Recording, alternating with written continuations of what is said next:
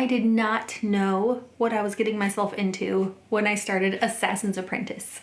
I did not realize how many books there were in the realm of the Elderlings, nor just how emotional that these books would be. But why compare the Farseer trilogy to the Liveship Traders trilogy in the first place? These are both sets of books in the realm of the Elderlings. They both take place in that same world, the same land, same magic systems. They are by the same author, so they will have kind of a similar tone, a similar feel. You feel like you're reading books by the same person, and they are both starting places for the realm of the Elderlings, and they are very different from each other. Now, if you're watching this and you're wondering if you have to read the Farseer trilogy before you can read the Liveship Traders trilogy, I'm gonna say no. If you plan on reading the entire realm of the Elderlings, I think it's okay to start with one or the other of these series. Now, if you're going to continue and read the whole thing, you probably want to read both of these trilogies first because they both are the starting point for the areas that they continue their story in. Having read the Farseer trilogy first, there are some little details,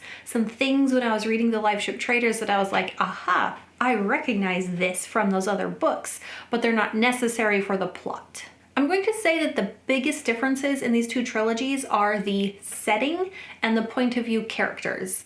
The setting, while still in the same world, the same universe. In fact, you could sail from where the Liveship Traders are up north to the Six Duchies, where the Farseer trilogy is. They're in very different parts of the map.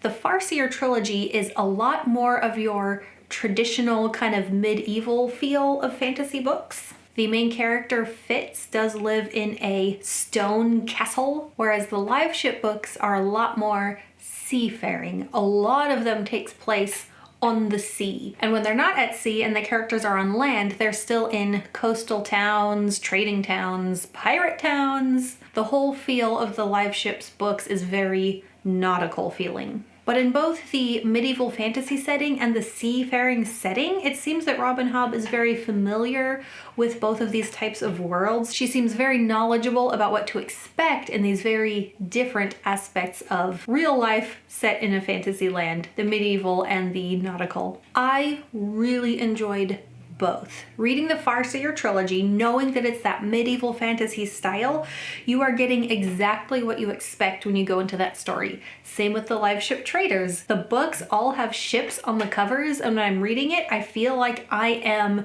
traveling the seas with these characters. So if you choose one of these series based on the setting you want, you are going to get what you want going into those books. Then we have the point of view characters.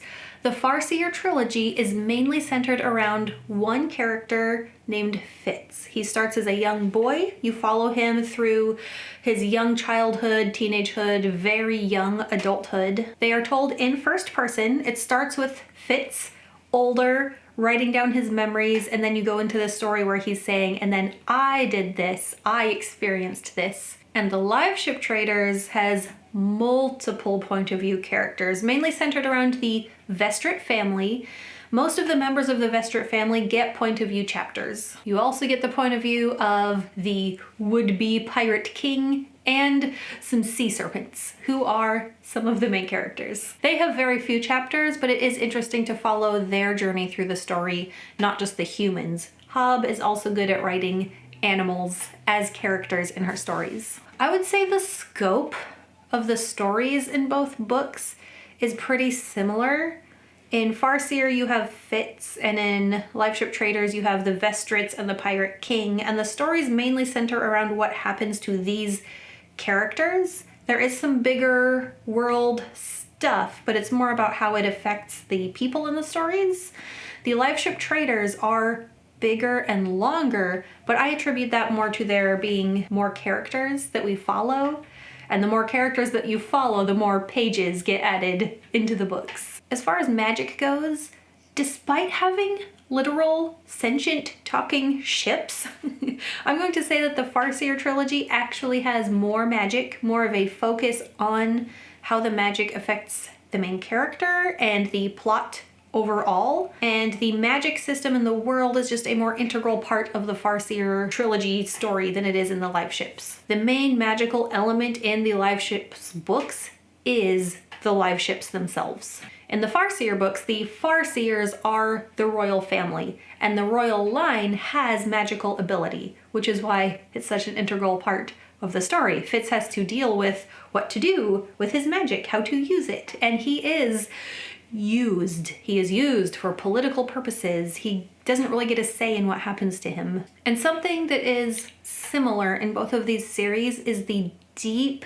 pain and the deep emotional turmoil of the characters. But I think one of the big differences is that the Liveship books, while having all the pain and emotional turmoil, also has a sense of hope running through the books.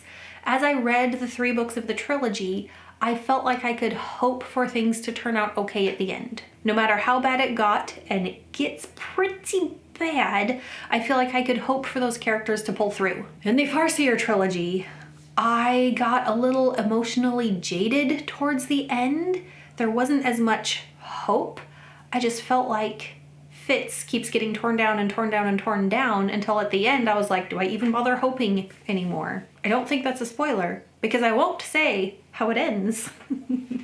I will say that towards the end I was not feeling hopeful, but in the Liveship Traders I felt like I was allowed to feel hopeful. And maybe part of that comes down to the perspective. Because the Farseer books are told in first-person perspective, we see into Fitz's mind and how he's feeling and how he himself doesn't feel hopeful.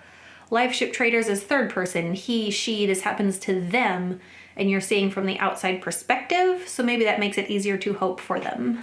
I don't know. That's how I felt about it. They are both very good. If you're deciding what to read next, they are both a good choice.